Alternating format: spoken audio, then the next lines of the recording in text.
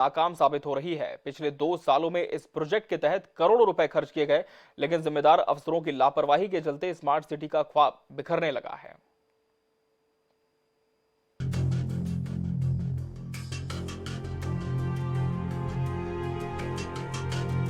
नजारा राजधानी रायपुर का है, जिसे स्मार्ट सिटी का दर्जा देकर करोड़ों का वारा न्यारा किया गया।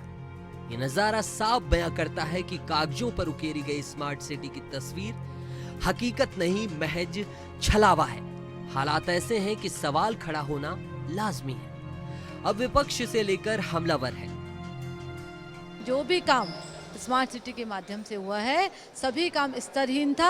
ये साबित हो गया है कि जो कार्य है उसका भी हम जब मौके पर जाके देखते हैं तो जो काम बोला गया उस काम का तो वास्तविक कार्य का तो अस्तित्व ही नज़र नहीं आता।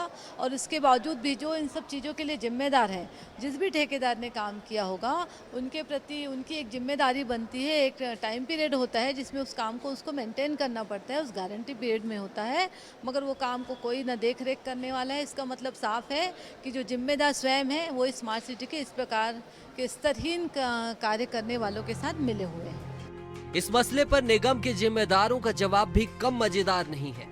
निगम सभापति के मुताबिक चोरों और बदमाशों को पकड़ना पुलिस का काम है। विपक्ष के आरोप भी उनके लिहाज से निराधार है।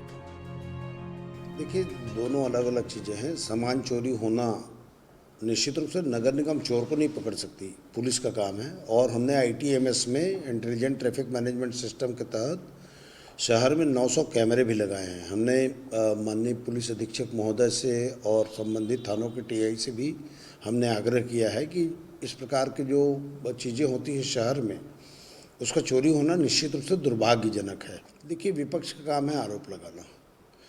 कोई चीज़ें अगर हैं तो तथ्यात्मक चीज़ें होनी चाहिए। अगर तथ्यात्मक चीज़ें हैं तो उस पर कार्रवाई भी होगी। तो केवल आरोप लगा देने से काम नहीं होगा। उनके पास अगर कोई डॉक्यूमेंट्स हैं या अगर कोई प्रमाण है तो निश्चित रूप से प्रस्तुत करें, उस पर कार्रवाई होगी। इनकार और इकरार सियासी मसले हो सकते हैं, पर आम जन का इससे कोई वास्ता नहीं है। बड़ा सवाल यह है कि स्मार्ट सिटी का सपना संजोने वाले लोगों को अपने ख्वाबों का शहर कब मयस्सर होगा। रायपुर से मोनिका दुबे की रिपोर्ट।